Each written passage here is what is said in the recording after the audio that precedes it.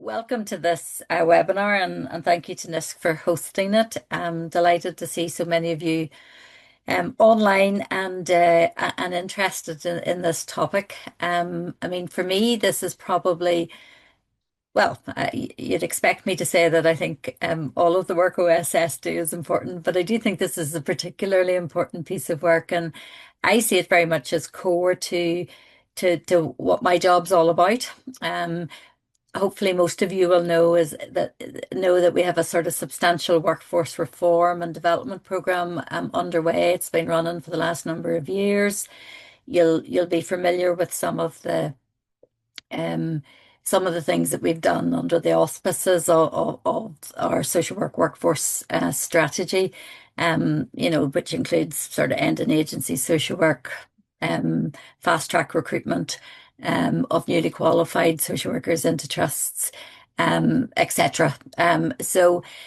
But this is a really important connecting thread in all of this because if we don't support our social workers properly, if we don't get that right, we will struggle to get all the other things right as well. So I suppose I'm going to do my thanks at the beginning rather than the end. So I do want to say a particular thanks, firstly, to Carolyn and the work of BASWA in sort of, I suppose, what we have used to inform this guidance, and that's very much about violence and aggression against social workers. So that's been a very important bit of work that has informed what we're seeking to do now.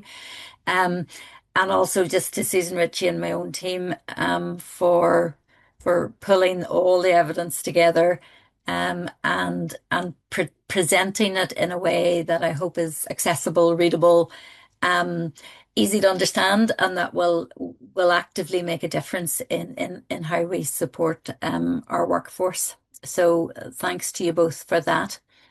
I will pass over to the real expert on the guidance shortly, but I'll say a few words on it myself first. So, what we're trying to do is explain what supports social workers thrive in their role, and then today as well. So, that's sort of one aspect, and then what are the key messages that we've put in our guidance. Um, as I say, there's a context with this. 2022 saw the social work workforce review. We then set up a social work workforce implementation board and, worked through action plans with this. And then that has led us to this piece of work. It is evidence-based. As I said already, we have the evidence from the BASWA research, and we had also asked Sky to complete a sort of very comprehensive evidence review as well. Um, we don't want it to be all reading. We want there to be action too. So as well as the summary of the research and the ideas that are around, it gives practical advice and it links to resources for employers. And again, we've tried to make that as easy as possible so that you can just click on the resources within the guidance. Um, I mean, it's very much not a sort of tick box. This, as I've said before, in relation to reflections documents, this isn't the sort of departmental guidance that says you must do A, B, C, D, and you must do A, B, C, D in that order. Um, but it is very much we're seeing it in terms of a resource, a prompt to think about best practice, a prompt to assess what's already happening within your own teams, within your own organizations as well, and that the resources are about helping you um, think through, well, how can we ensure that we're delivering best practice in terms of support for social workers? Um, I also hope, though, it's of use to social work practitioners and not just employers and managers.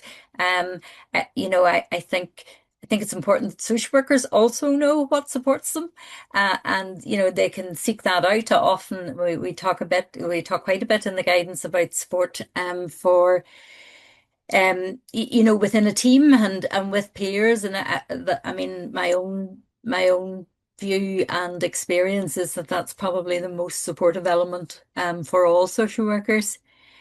Um, so I suppose, yeah, I mean that's what we're aiming to deliver within it. Why do we want to import it? Why is it important that social workers are supported? Um, I mean, in some ways that's a bit of an obvious question, but actually when you drill down into it, it's quite helpful to separate it out. So it's really important in terms of, our first mission, which is to support our service users and, and enhance service quality. So, when social workers feel supported, they're more able to make sound professional decisions. They can build better relationships with service users and deliver safe, ethical, and effective interventions. A burnt out workforce does not deliver well.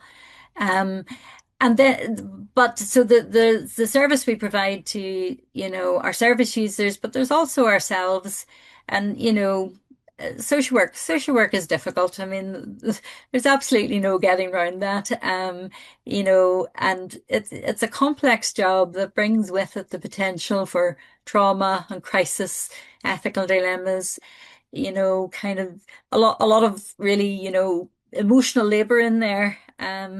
And without adequate organizational support, social workers are at higher risk of burnout, emotional exhaustion, anxiety, and sickness absence. And again, we know these things, but what we've hoped to do in this document is, I suppose, express them succinctly and clearly, and in doing so, then try to improve our offer in terms of workforce support.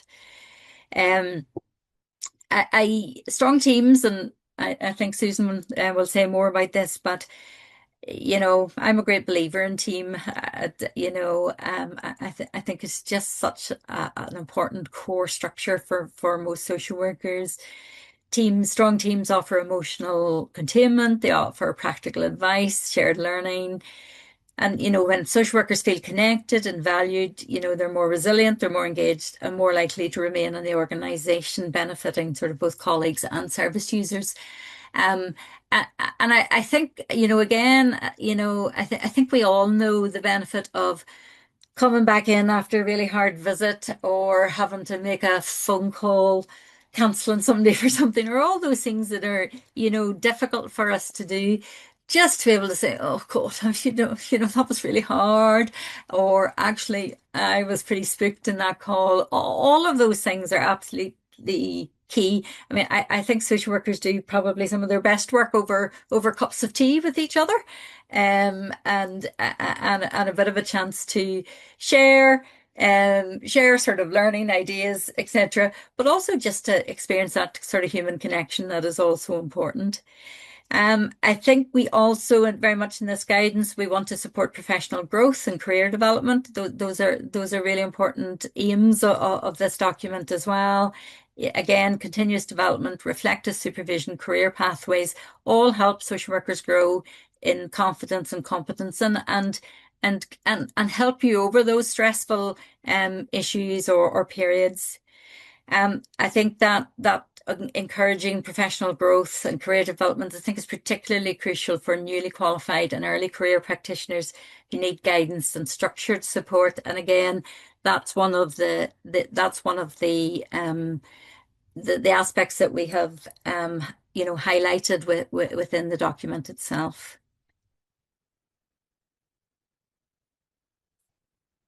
Apologies, my mouse isn't doing what it should be doing. Right. Um, Section one, so there are three sections. Sorry, it should have started with that. There's three sections. Section one has six themes that have emerged from research about what supports social workers and what they're in relation to. So the first of those is a positive organizational culture. The second is about promoting well-being. The third is about supporting flexible and work-life balance. Number four is continual professional development and career pathways. Number five, as I've just mentioned, is the specific support for newly qualified social workers and early career social workers. And then number six is effective supervision. And we've paired each theme with practical actions and resources. Section two is about supporting social workers who've experienced sort of role-related violence or aggression. And it builds on the overarching framework that is there, the 2023 framework for violence and aggression in the workplace. Um, but so we have built on that to hone in particularly on the unique challenges of social work. So where are we most likely to face violence and aggression? What is it about our role that brings us into, that increases the risk of us experiencing that?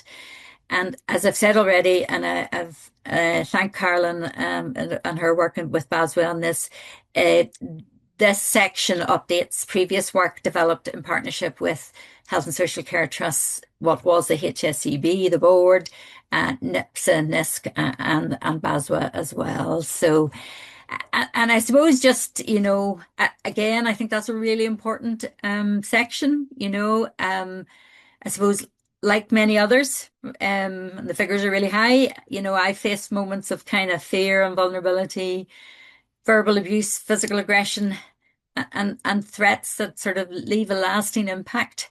Um, as social workers, I think we start from a place of understanding.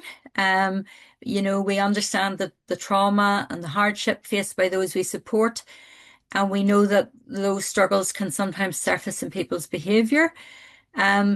But we can understand all that, but we also equally then need to understand the impact on us as social workers as well. And it is really important that, yeah, we accept that, we face this challenge frequently, but that we never normalize it.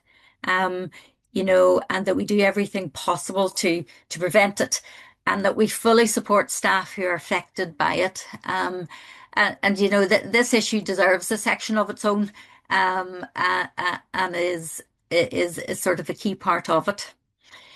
Section 3 offers a sort of simple tool for organizations to use to identify, well, where might we have gaps? Where is my organization at?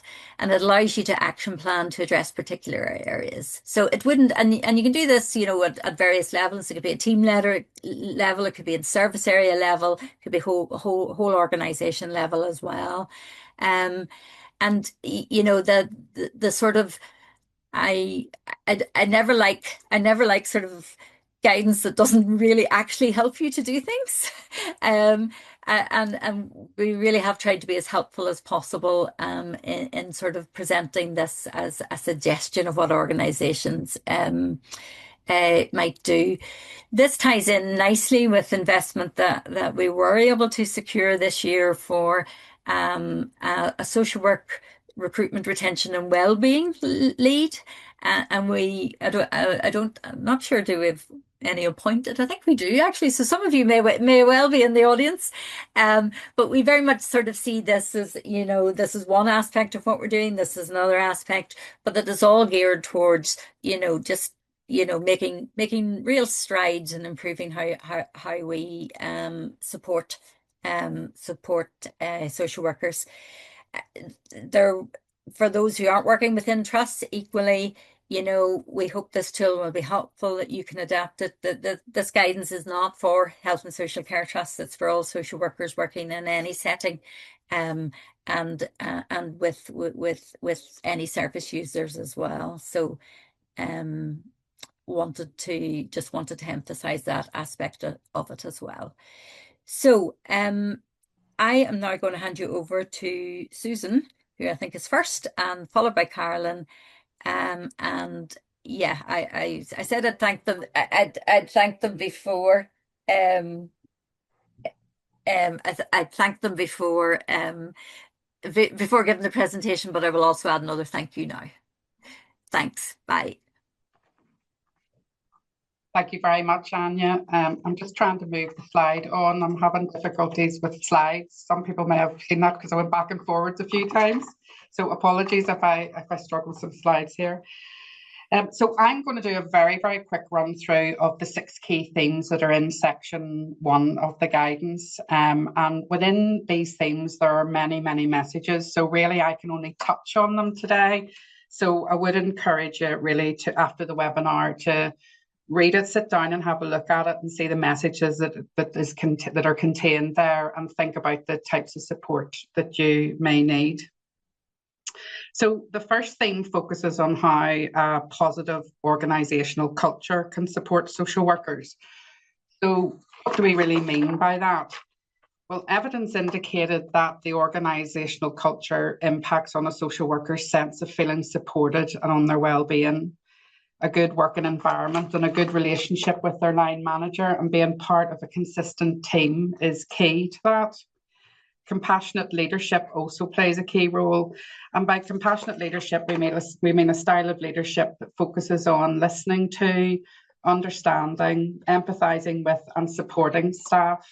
And the outcome of that can result in a feeling of feeling valued and respected and cared about. And if things go wrong, the social workers also want to know that they'll be supported and treated with fairness. It was clear from the evidence that the team as a secure base, which is possibly a new term to some people who are hearing it today, but is very much evident in the literature that we were reading. It really contributes to a positive organisational culture. So team support develops resilience, and Anya has already talked about those informal colleague discussions that can often support and assist you in the social work role. And it can really influence, if you've got a strong supportive team, it can often really influence whether you decide to stay in an organisation or a job role. Strong relationship with peers that they can talk to can prevent practitioners from feeling overwhelmed and risking burnout. And skilled team leaders and senior managers who recognise and understand the value of the team and the value of building and promoting peer connectivity and support is also key to that. Continuing on with the theme of organisational culture, the working environment we experience daily is really important, and that was clear in the literature as well. So a happiness in the workplace or a lack of it impacts on individual well-being, your engagement, job satisfaction, and ultimately the service user experience.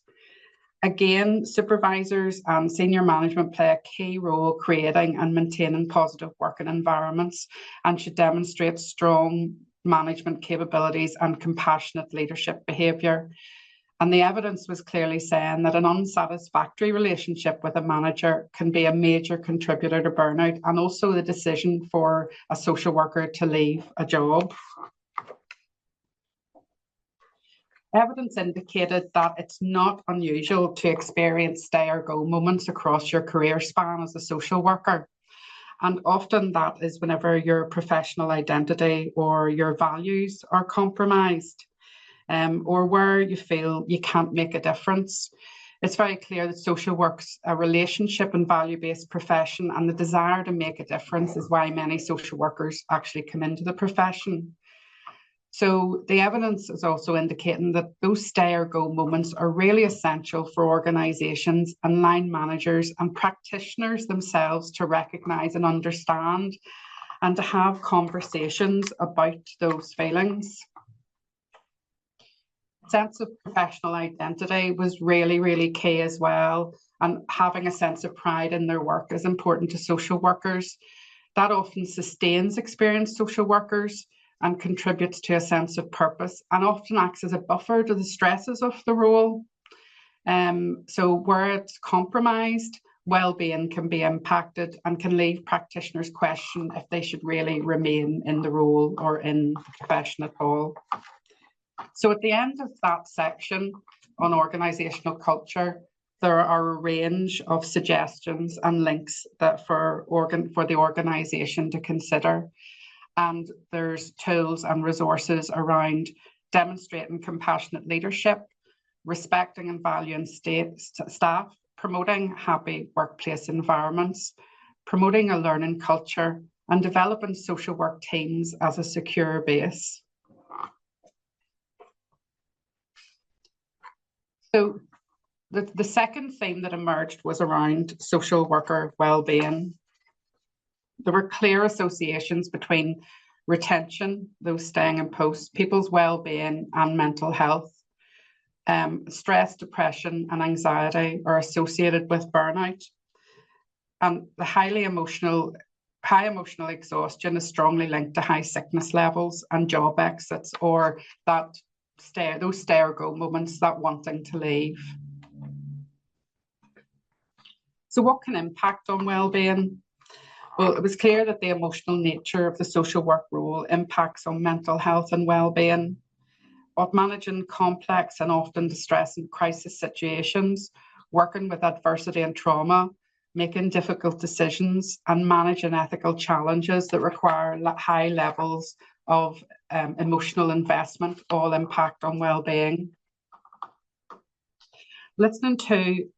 So empathic engagement that involves listening to or seeing experiences of abuse, neglect, maltreatment, domestic violence, supporting service users to cope with their trauma, or being on the receiving end of violence, abuse, or aggression, all impact emotionally on social workers and can result in vicarious trauma, compassion fatigue, and burnout where they're not supported to deal with them.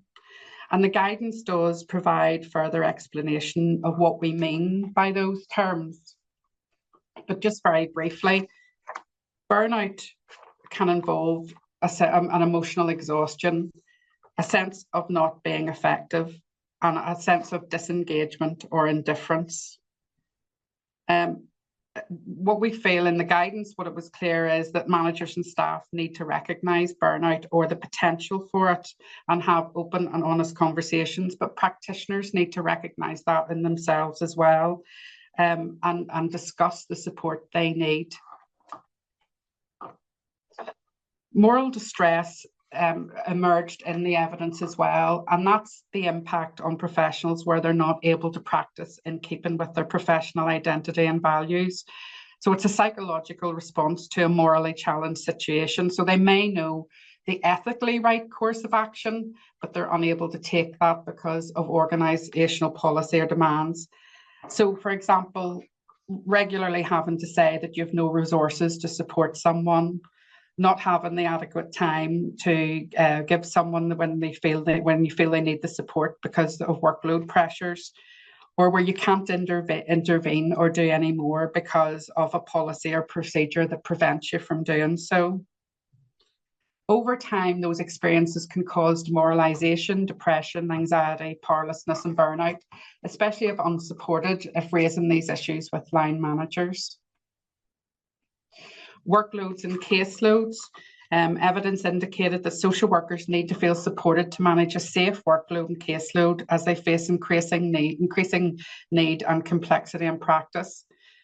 And especially those who enter the profession should be viewed as developing practitioners in those early stages and need support to manage them. In 2026-27, you'll be hearing more about what's being planned in relation to social worker workloads and caseloads to make them safer for those who are working in trusts anyway, because we have developed safer staffing guidance for social workers, and we'll be coming out to organisations to have conversations about those. So there will be movement in that in the coming years. Personal and professional self-care.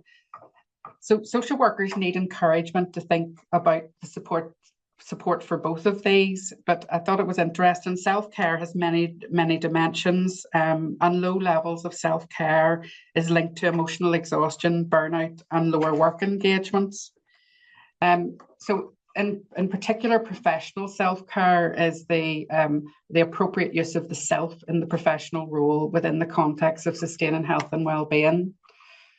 So what do we mean by that? And that's where social workers, in relation to professional self-care, it's social workers benefit from support to use strategies to manage or restrict the emotional investment or the emotional impact of working with trauma, adversity, and crisis. They need support to develop caseload and workload management techniques, such as restricting when tasks are completed. They need support to build a professional support system, support to place boundaries on professional relationships, and support to take leave regularly. And added to that is ensuring they're not continually working excessive hours. So again, at the end of this section, there's a range of recommendations and tools and support and suggestions for organisations and for practitioners as well. And rather than letting wellbeing reach crisis point, it's a shift towards a culture of prevention and early intervention that is what we're really trying to encourage. One that supports social workers manage their own wellbeing, one that understands and recognises the emotional impact of the role and the potential for the risk of vicarious trauma, and provides clear pathways for expressing and managing the emotional impact of the role, ensuring healthy boundaries are in place between work and home, encouraging positive connection with colleagues, building and developing social worker knowledge and skills to work with trauma, asking staff about the types of support that would be helpful to them to address role-related stress, and overcoming any stigma that may exist in relation to having mental health conversations in the workplace. The third theme was around flexibility and work-life balance. So what I was saying was that flexible arrangements can help sustain motivation and reduce turnover. If social workers know that flexible working is in place to support a good work-life balance, they're more likely to be motivated and have more job satisfaction. And a commitment to and respect for staff's work-life balance and to protect non-working days as much as possible is essential. And where organisations listen to staff preferences and try to meet their needs, it can enhance loyalty to the organisation and reduce turnover. Hybrid working was recognised as having many benefits. It helps social workers balance responsibilities in work and outside of work. However, evidence indicated that it can also isolate individuals and impact negatively on colleague relationships and connections within teams. The social work role is one that benefits from day-to-day team support and contact. So a healthy balance and encouraging teams into the office and spending time together can contribute to well-being, because there's a danger of isolation if virtual working is overused, and that's at all career stages.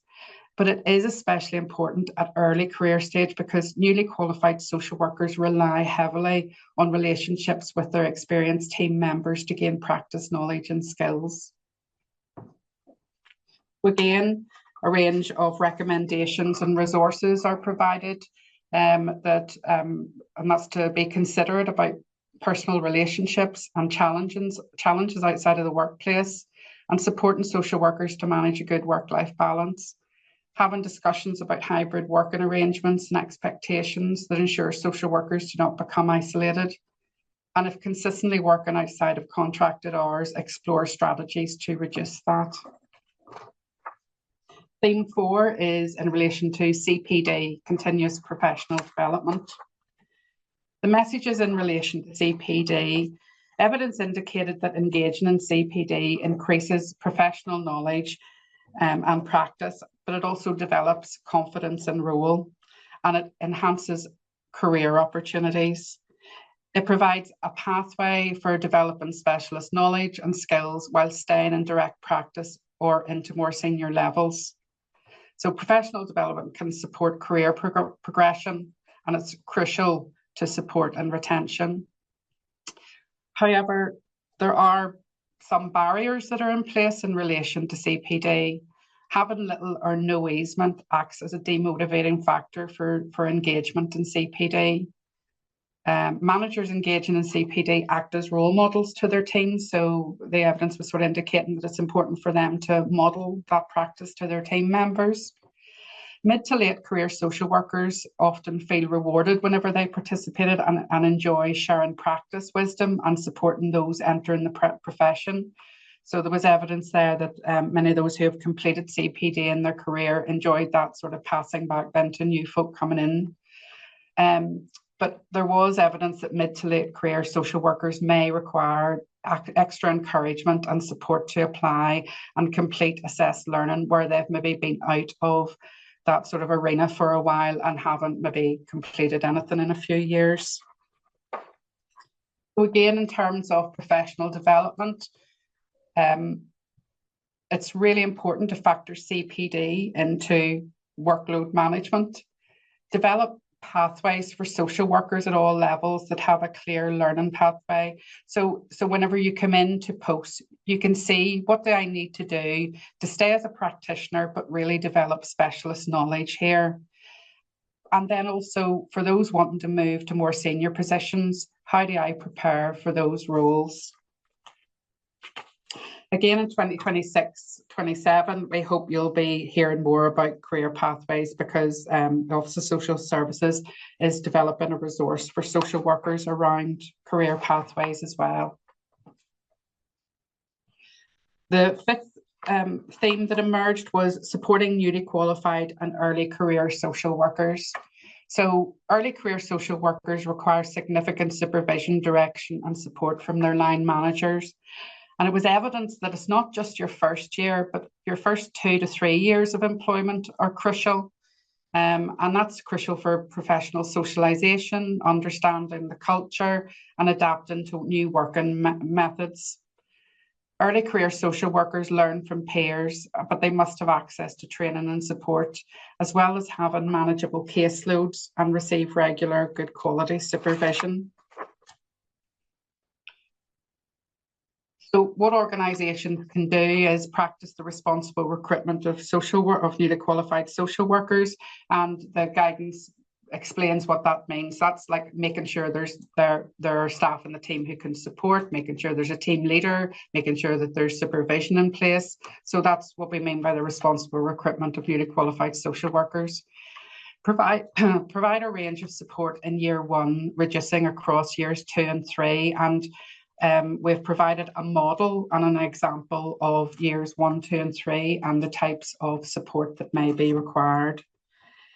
Peer mentoring as well as legacy mentoring also emerged, and legacy mentoring may be a term that isn't known to too many people, but that's really those who are at a later career stage sharing their practice wisdom with those coming into the organisation.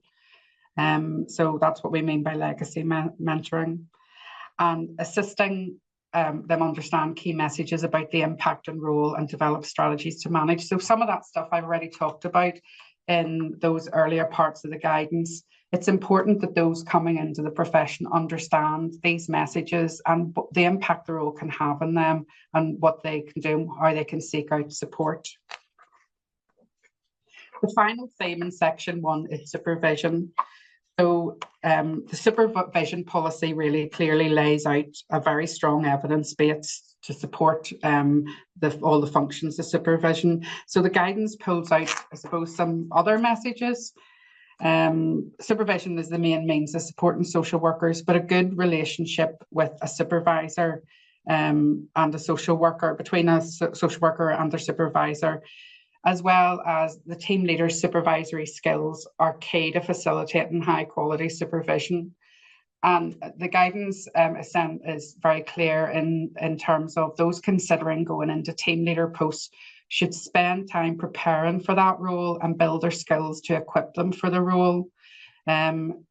So that's a really important message in terms of thinking about the skills that you're going to need and spending some time preparing for that before moving into those posts. And also a message was clear in terms of team leaders need support and mentoring to carry out their role as well.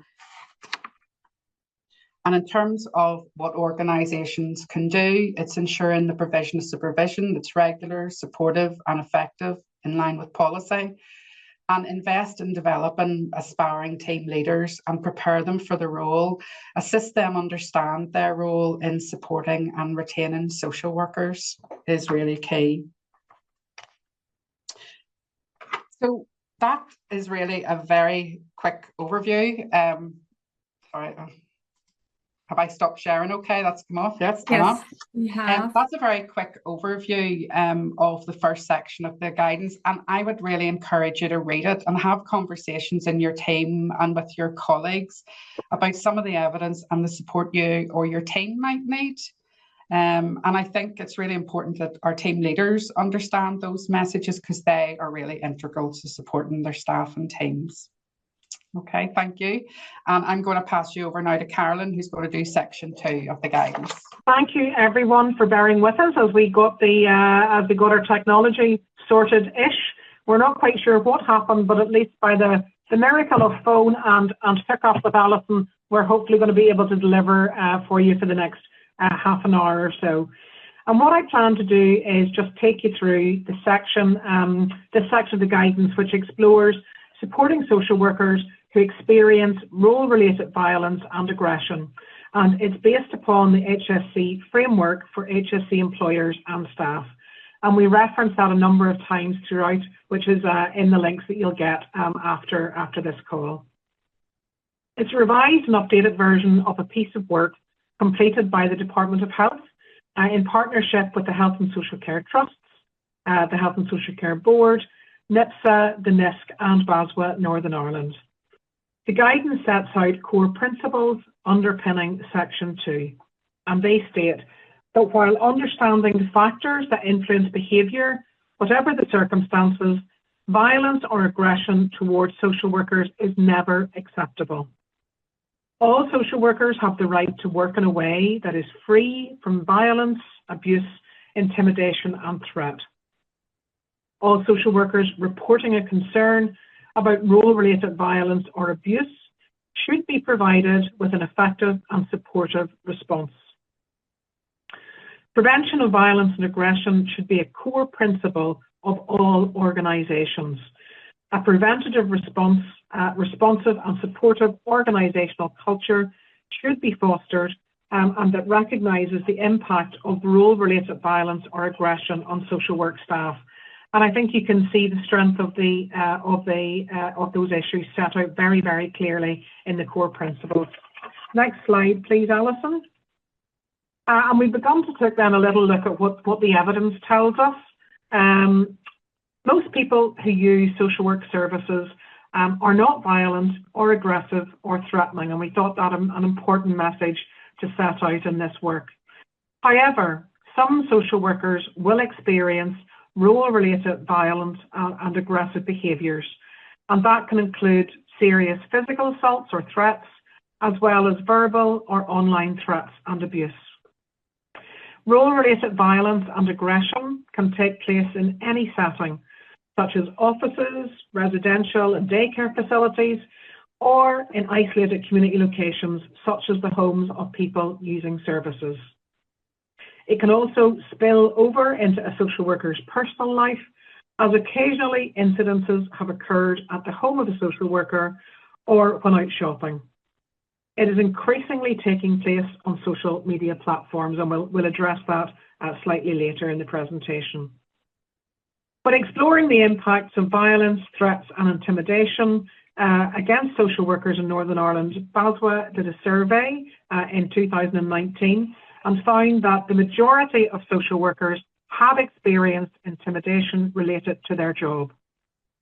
3/4 reported that they had received a threat, and half had reported that they'd been subject to violence. New slide.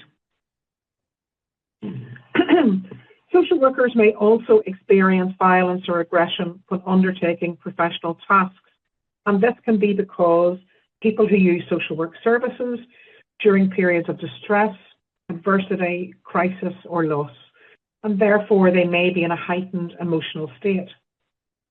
Some service users have experienced trauma during their lives, and therefore some aggressive behaviours may be a manifestation of underlying and deeply rooted psychological distress. Personal or family distress may at times become heightened or exacerbated when the role of a social worker involves a statutory intervention into the private or family life of a service user, which they resent, dispute or challenge. And an individual's mental capacity or illness may lead to unintended or unintentional incidents of violence and aggression, which are outside of their control. I think as social workers, we all recognise that description of the kind of roles within which we're in people's lives. Next slide, please, Alison. The definition of role-related violence used in the HSC framework is any incident in which a person is abused, threatened or assaulted in circumstances arising out of the course of their employment. This includes threatening behaviour, including bullying, intimidation, psychological abuse, harassment, inappropriate use of social media and/or telecommunication, or threats with weapons. And as you can see from the slides, there's a definition of what constitutes verbal abuse, physical violence, property damage, threats of violence, and intimidation. Next slide, please. The misuse of social media has been a growing source of reports which we're aware of. It can have a detrimental effect on the well-being of social workers, causing stress, anxiety, and concern about personal safety, as well as tarnishing their personal and professional reputation. Many social workers have personal social media accounts across a whole plethora of different sites and platforms, which may be accessible to others online. And NISC has some standards in terms of our standards of conduct and practice that states that social workers must ensure they use social media or social networking sites or other forms of electronic communication in a way that does not contravene professional boundaries. And yet it's the very perceived anonymity provided by social media which may provide opportunities for the online abuse of social workers related to their professional role. Social media platforms can be a source of discrimination, defamation, hatred, abuse, cyberbullying, and disinformation. Next slide, please, Alison. Two of the most common types of abuse are referred to as trolling and cyberbullying. Trolling involves the deliberate posting of offensive comments in open online forums and may involve the online denigration of a social worker's character, conduct, and personal or professional attributes. Cyberbullying is a direct form of abuse where workers are intentionally targeted and harassed online.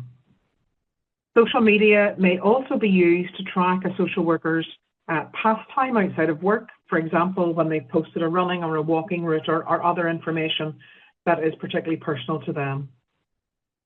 And social work staff must be mindful of the risks associated with their online presence at all times.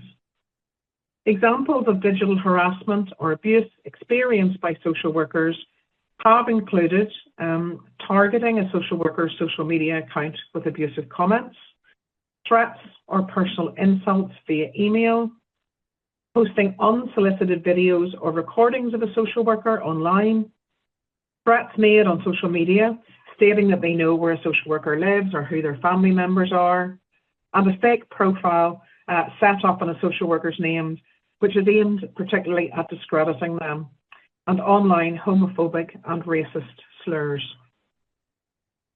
Which takes us on to the next slide, which is really that violence and aggression based on race, sexual orientation, gender identity, religion, sectarianism, and disability. And this can take many forms. So a service user may refuse to engage with a social worker because of their perceived identity within this range.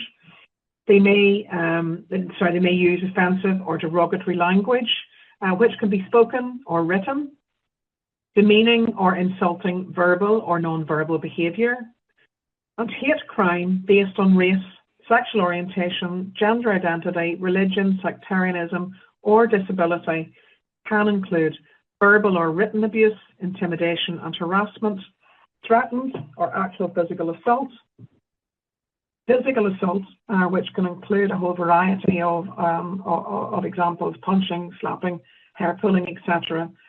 Criminal damage to property and using racist gestures, including hand gestures. Next slide, please, Alison. And I suppose what we try to do is look at the impact of violence, intimidation, and threats on staff. And it's particular to say that each individual is unique. Some will experience minimal or short-term impact, while others will experience a more longer-term impact. Staff can experience psychological or emotional impact, leading to stress, anxiety, fear, or loss of confidence. threatened and actual aggression and violence can significantly affect a social worker's psychological well-being and their capacity to carry out their work effectively. It can result in absence from work or an intention to leave an organisation, and it can have a particularly negative impact on personal and family relationships. With the increased use of social media, social workers' personal lives are very directly impacted. And staff surveys have indicated a significant level of underreporting when NH staff experience role-related violence and aggression. It's suggested that it's often due to an acceptance that it just goes with the job, it's just part of what we do. A reluctance to complain about a service user, or a perception that reporting will have no impact, and a sense of blame. And that perception that there's no support from within an organisation or line manager to prevent or respond or to support those who have experienced violence is linked to sickness absence, burnout, or an intention to leave the organisation. Next slide. Glasgow, Northern Ireland found that relatively few social workers take time off at work in response to violent or aggressive incidents. Others may conceal the extent of the problem from family members because they're fearful that they might come under pressure from partners, from their family to give up their job. And it's clear to see that employers, managers, professional leaders and colleagues play a critical role in preventing and supporting social workers who are affected by work-related violence, abuse, threats or intimidation. And I think, Alison, I got you to move on a little too quickly there. I got ahead of myself. So what can organisations do? And I suppose this is really important as well of setting out the extent and what we know. This is particularly important for the guidance. So prevention. Prevention is the number one. Be aware of the risks of role-related violence or aggression. The nature, level and degree of risk to a social worker will be related to their job role and function. There should never be an attitude of it goes with the job and therefore is just ignored. And that for me is a really central message from this guidance. It asks employers to respond to risks and take actions to prevent incidents occurring. To be accurately informed about and actively monitor the potential for violence to occur, and that will include identifying patterns of incidences, and that will be related to roles, functions and particular care settings. There should be an up-to-date, effective risk assessment and care plan for particular environments and for specific individuals that pose a risk of violence or aggression. And within the HSC framework, Appendix 4 provides a really good example for you to take a look at of a risk calculator. Some of the things that are in that is, looking at when the risk is identified, be responsive, put a plan in place. It sets out procedures to manage the risks. There's appropriate personal safety information and training contained within it. And it raises relevant policy, such as your organisation should have a lone worker policy. And it suggests that supervision, Susan talked about that earlier, that supervision arrangements that address managing personal safety and risk issues are key to managing this effectively. It also suggests support plans for the affected staff and, if it's relevant, for their colleagues. Reporting and escalation procedures and monitoring and review systems. Next slide, Alison. And this is about, I suppose, understanding the risks associated with our work environments, and that's particularly relevant to social work. Social workers work in a wide variety of organisational settings and facilities, and the working environment and working arrangements of someone's job role all need to be considered when assessing the risk of role-related violence. Consider the potential risk of violence when determining the staffing levels or staff rotas. Review work settings and consider what can be done to improve the working environment. So, for example, waiting areas, meeting rooms, are there things that your staff need to know or that you need to have in place to address potential risks. For example, look at your car parks. Where's your office? Are you at the end, the back of a hospital setting? Where are you in terms of access to other people who may be necessary to support? Are areas well lit for social workers accessing the premises in the evening or at night? And have a sense of the need for personal safety devices, such as personal alarms and mobile phones. Are your interview rooms, are they accessible or observable to other staff in the building? So are there glass doors? Can people walk by and see what's happening? Are there alarms fitted within those that could be a panic alarm? And is there CCTV used and security locks in place? After hours practices should be regularly reviewed to ensure safety of social workers and people who need to be in a building on their own. And I suppose, as we all know, home visits are a frequent part of the social work role.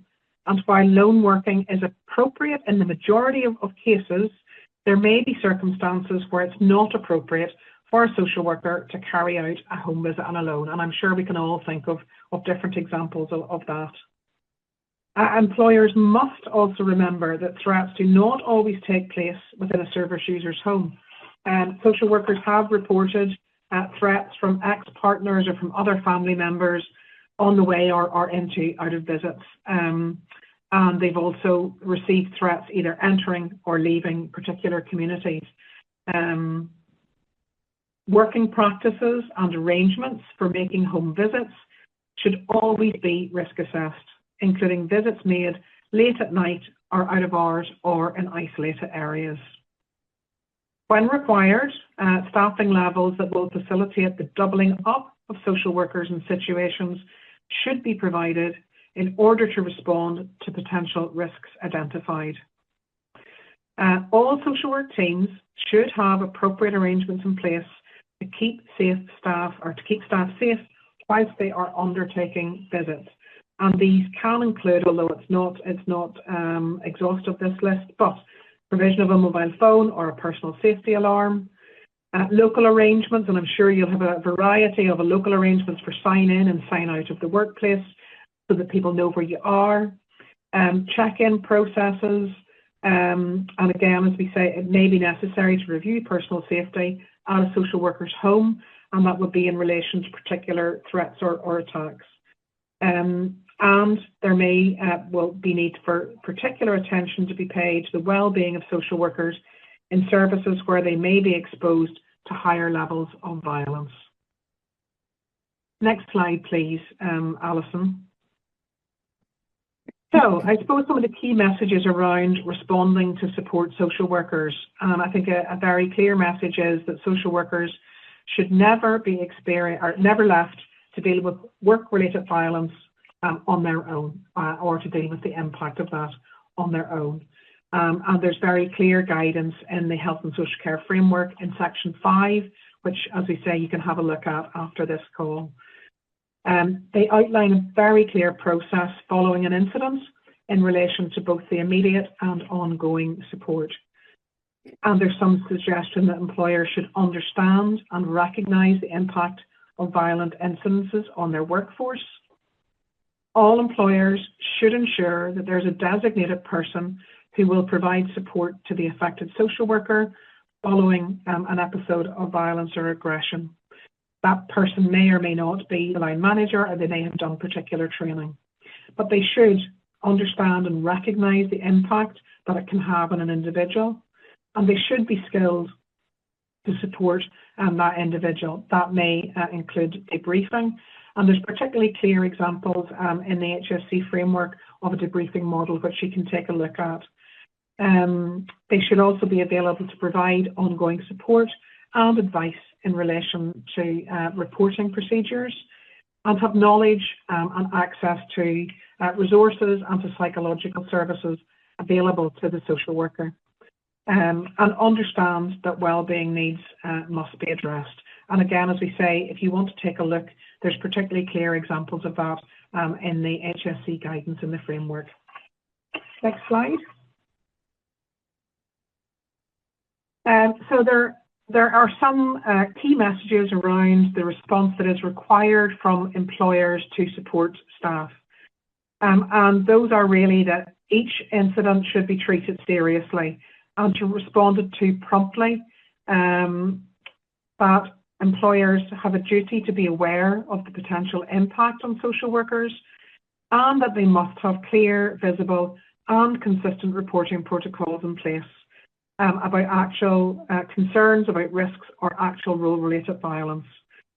There's details in terms of incidences, in terms of recording that needs to be taken, and how those are logged and how those are kept. Have in place emergency and out-of-hours support if necessary for social workers, and that there's a clear expectation of monitoring of violence and abuse. There's a clear emphasis on understanding and advising of appropriate support, as we've just talked about, and to encourage other staff members and team colleagues to support someone who has been affected, or in fact social workers who may have witnessed an assault as well. Social workers should be provided with time off to encourage them to recover or to make the changes that they need to their tasks or their duties, and there's some guidance around debriefing conversations. And as I say again, clear records of communication and of management of investigation or a risk management plan need to be kept.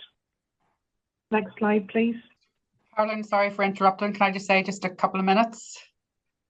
Super. Yep, we're nearly there. Okay, I've clearly talked slower than I was imagining, Susan.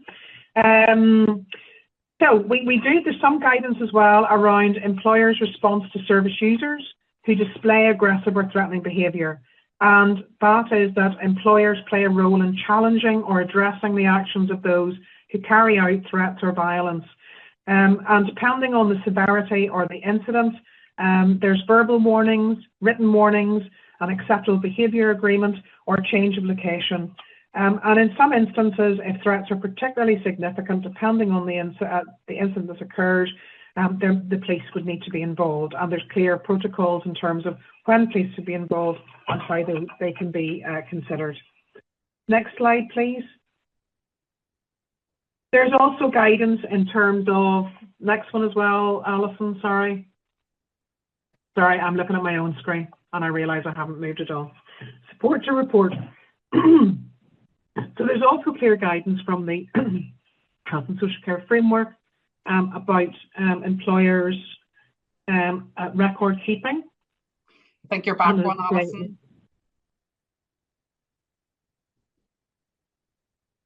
Sorry, I've lost myself here. I realise I'm looking at my screen, but I'm not moving my screen on. We're That's my confusion.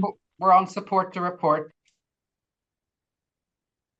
And that's a really key message, that organisations will have a responsibility in supporting their employee who may or may not wish to make a police complaint. And depending on the severity of the incident, that may be okay, but in some instances, there'll need to be formal procedures and the police would need to be involved in those discussions. There's a really useful section as well, and I'm conscious that we are running out of time. So there's a really useful section on how to deal with support or threats based on social media. And I suppose without having time to go into that, if you just want to, are we on supports following threats on social media, Alison? We are now, yes. Okay.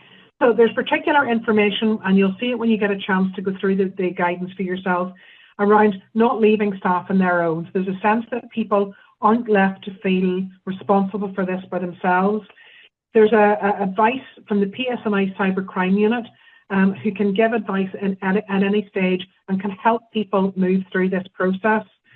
There's also particular responsibilities on employers and in terms of comm teams who can help people who may be experiencing online social media threats to help them deal with that in terms of reporting incidences through to particular social media sites, helping them get that removed and how to tackle that. But a very clear message that no one is ever on their own in this circumstance. Next slide. And there's also clear message. Yeah, are we on awareness raising and training? Yes, sorry, Caroline. Yes, okay. We are. Okay, that's lovely, Alison. Thank you. So this is really the last slide. The last two, this sets out that employers have a responsibility to prevent or to promote a culture of zero tolerance, and support will be available to those who experience role-related violence or aggression. And that's about displaying information where people can get support in team rooms and meeting rooms, the rooms where social workers meet. We all want to have a workplace and a professional culture of openness that enables staff to safely express their experiences and concerns that they may have. And that's the change that we really want to see happening. Social workers and their managers should be encouraged to develop strategies to recognise and manage the different types of aggression and threats that social workers may experience. There's also opportunities around having difficult conversations that people can role play in terms of before they take on difficult tasks. Next slide, Alison. And there's also just the final slide within this suite is that there's information within the HSC framework around post-incident and reflective learning reviews. And it refers to post-incident reviews. And that's really about creating an opportunity to promote that learning culture, to reduce risk and to improve services. And it's a reflective discussion. It's not part of the investigation process, which may be taken on by the police in this instance, but it's a learning review, identifying things that might have led to the incident, anything that we could have done differently, anything we need to do in the future to prevent this from happening again. We also need to consider if the staff was suitably trained, or if anything we could have done might have changed the outcome, and make any improvements that are identified. So, folks, that is a really kind of whistle-stop tour of this piece of work. As Susan said earlier, we really strongly encourage you to, after this, to take a look, to read through it, to discuss it within your teams, and to really make it your own. But Susan, that is me. Thank you. Thank you all for bearing with me as we struggled with the technology. And back to you. Thank you. Thank you very much, Carolyn. And can I just thank Carolyn, because that was not the easiest thing to have to do via phone and somebody else working your overhead. So we got there. So thank you very much. And can I just, before I hand back to Alison to close the webinar, just thank everybody for attending today. And I really, once again, just would encourage you to spend some time reading it and have conversations in your teams about the type of support that you need as social workers. So really appreciate your attendance. Thank you.